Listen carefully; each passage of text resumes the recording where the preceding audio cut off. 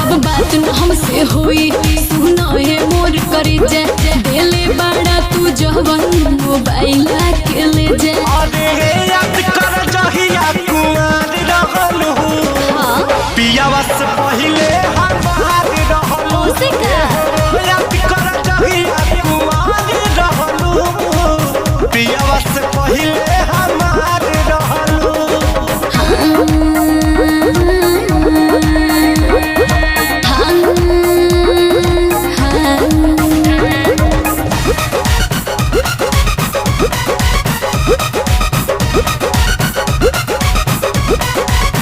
भइल रहे प्यार जब रहलू नादान हो हम ही खिया के तोके कोई निशान हो।